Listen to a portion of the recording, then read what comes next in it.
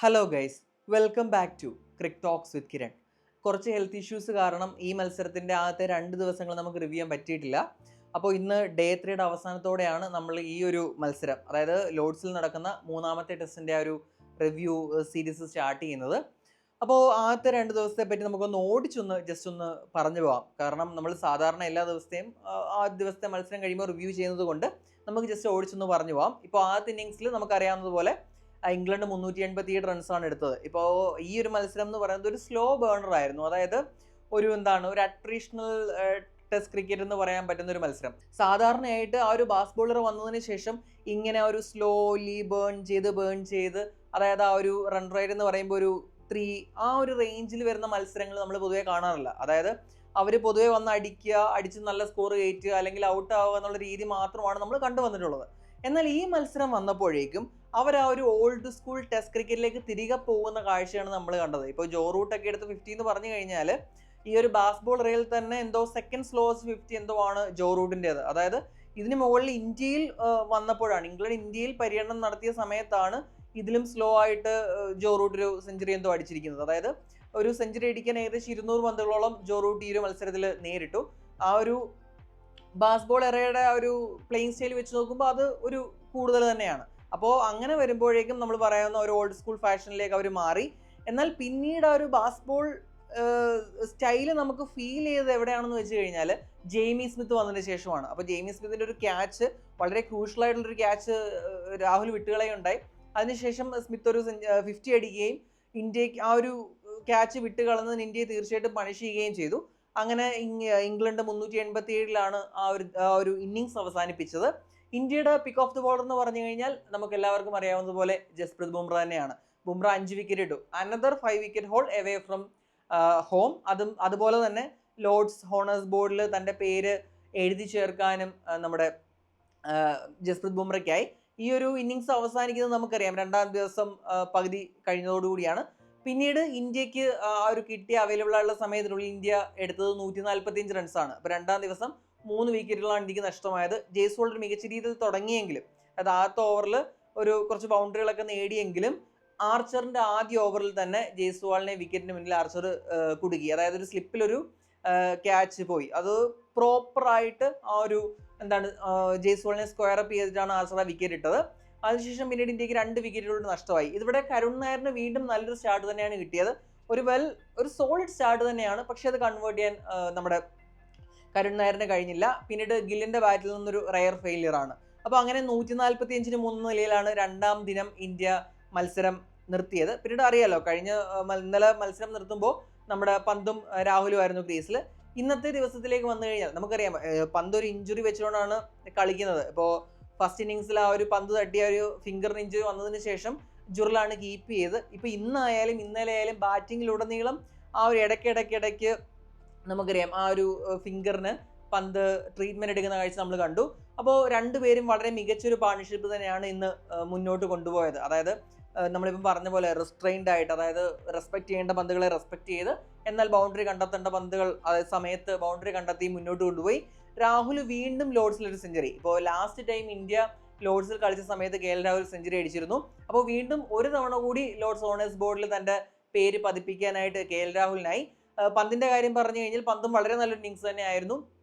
ഇവിടെ ഫുൾ ഒരു പന്തിൻ്റെ ഒരു അഗ്രസീവ് സ്റ്റൈലല്ല. അതായത് ഡിഫൻസീവായിട്ട് കളിക്കേണ്ട സമയത്ത് ഡിഫൻസീവായിട്ട് കളിച്ചും എന്നാൽ അറ്റാക്ക് ചെയ്യേണ്ട സമയത്ത് അറ്റാക്ക് ചെയ്തുമാണ് നമ്മുടെ നമ്മുടെ ഋഷഭ് പന്ത് കളിച്ചത്. എന്നാൽ ഋഷഭ് പന്തിന്റെ വിക്കറ്റ് എന്ന് പറയുന്നത് ഒരു അനാവശ്യ റണ്ണൗട്ട് ആയിരുന്നു. അതായത് KL രാഹുൽ 97 നിൽക്കുന്ന സമയമാണ്. ഇനിയിപ്പോൾ ഒരു 5-ന് മുൻപ് തന്നെ രാഹുൽ സെഞ്ചുറി അടിക്കട്ടെ എന്ന് പറഞ്ഞിട്ട് വളരെ റിസ്കി ആയിട്ടുള്ള ഒരു സിംഗിളിന് പന്ത് ശ്രമിച്ചു. എന്നാൽ ബെൻ സ്റ്റോക്സ് പെട്ടെന്ന് തന്നെ ആ ഒരു ഫീൽഡ് കവർ ചെയ്ത് ആ ബോൾ എടുക്കുകയും ഒരു ഡയറക്റ്റ് ത്രോയിൽ കൂടെ, അത് വളരെ മികച്ചൊരു ഫീൽഡിംഗ് എഫേർട്ടാണ്. അപ്പോൾ ആ ഒരു പന്ത് വളരെ വേഗത്തിൽ അത് കവർ ചെയ്തിട്ട് അത് എടുത്തിട്ട് നേരെ തിരിഞ്ഞിട്ടാണ് ആ ഒരു നോൺ സ്ട്രൈക്കേഴ്സ് എൻഡിലേക്ക് സ്റ്റോക്സ് പന്ത് ത്രോ ചെയ്യുന്നത്. അപ്പോൾ കൃത്യമായിട്ട് ബുൾസായി, അതായത് കൃത്യമായിട്ടൊരു ഡയറക്റ്റ് ഹിറ്റ്, പന്തിന്റെ വിക്കറ്റ് പോയി. ഇനി ആ ലഞ്ചിന് ശേഷം തിരികെ വന്നു കഴിഞ്ഞപ്പോൾ രാഹുൽ സെഞ്ചുറി തികച്ചു. എന്നാൽ പിന്നീട് ഒരു ലാപ്സ് ഇൻ കോൺസെൻട്രേഷൻ എന്നൊക്കെ പറയാം, ഷോയബ് ബാഷറിന്റെ മതിൽ രാഹുൽ പുറത്തായി. അപ്പോൾ ഇന്ത്യ വീണ്ടും ഒരു സ്പോട്ട് ഓഫ് ബോദറിലായി. കാരണം 2 സെഷനിലാണെങ്കിലും അടുത്തടുത്താണ് നമ്മുടെ പന്തിന്റെയും രാഹുലിന്റെയും വിക്കറ്റ് വീണത്. അവിടെ ജഡേജയും നിതീഷ് കുമാർ റെഡ്ഡിയും കൂടി, ഇപ്പൊ ആ ഒരു പെയറിനും കുറച്ച് നെർവി മൊമെന്റ്സ് ഉണ്ടായിരുന്നു. അതായത് റെഡ്ഡി റൺഔട്ട് ആവേണ്ടതായിരുന്നു. ഇവിടെ പന്തിനെ തുണയ്ക്കാത്ത ഭാഗ്യം സത്യത്തിൽ റെഡ്ഡിയെ തുണയ്ക്കുകയാണ് ചെയ്തത്. പിന്നീട് പറഞ്ഞു കഴിഞ്ഞാൽ ജഡേജയുടെ ഒരു എക്സലന്റ് ഇന്നിങ്സ് ആണ്. ഇപ്പോൾ കഴിഞ്ഞ ടെസ്റ്റിലും തുടർച്ചയായിട്ട് 2 ഇന്നിങ്സിലും ജഡേജ 50 അടിച്ചു.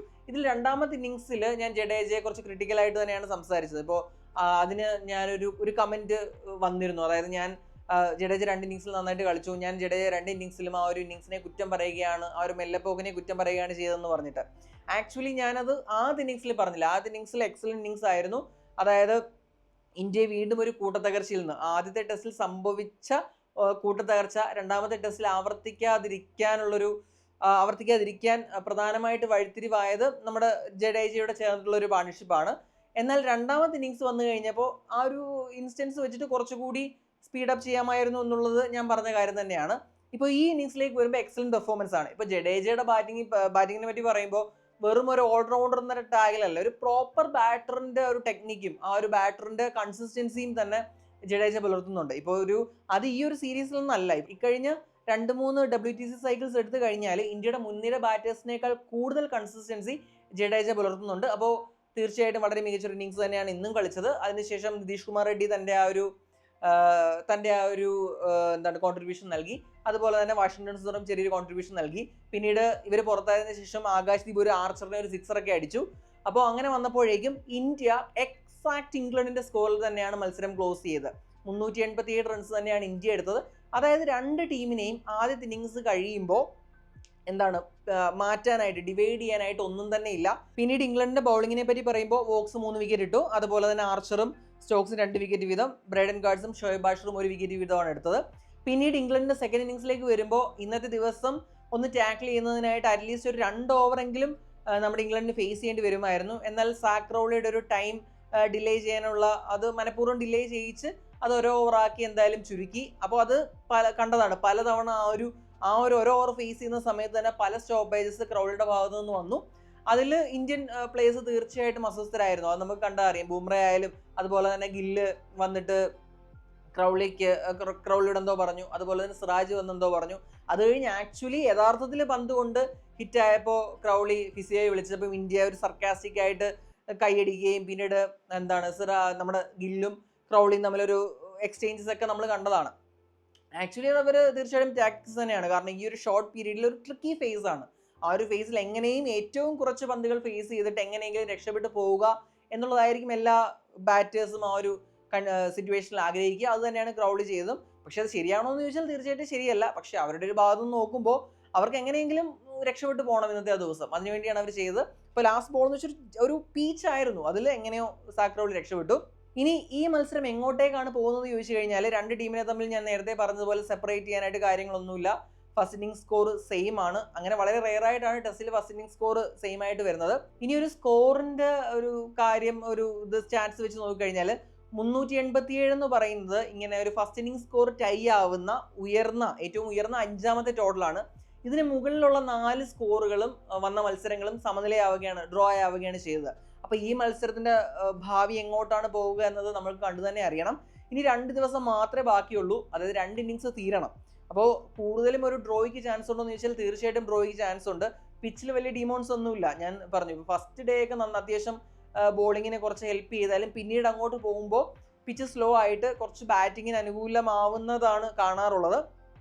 പിന്നെ ഇന്നത്തെ ഒരു കണ്ടീഷൻ നോക്കിക്കഴിഞ്ഞാൽ സ്പിന്നിന് കുറച്ചുകൂടെ ഹെൽപ്പ് കിട്ടി. അതായത് ജോ റൂട്ടിന് അത്യാവശ്യം ടേൺ കിട്ടുന്നുണ്ടായിരുന്നു. ഈ മത്സരത്തിൽ ഏറ്റവും കൂടുതൽ ടേൺ കിട്ടിയ ദിവസം ഇന്നാണ്.